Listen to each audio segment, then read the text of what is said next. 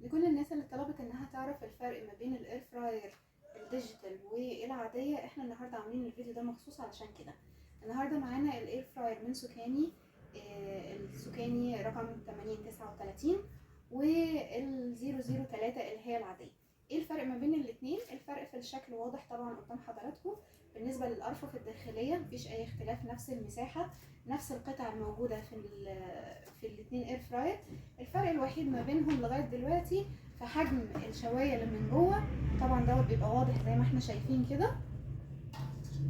لكن بالنسبه لعدد القطع ومحتواها زي ما هو، الديجيتال 2500 واط، لكن العاديه 1700، ده اللي مكتوب على الكرتونتين. دي طبعا ما بيكونش فيها اي زراير وبتكون تاتش، لكن ديت بتكون مكونه من بكرتين، بكره للحراره وبكره للتايمر. لغايه دلوقتي احنا مش لاقيين اي فروق تانية، وهنتابع معاكم في بقيه الفيديوهات اللي جايه ان شاء الله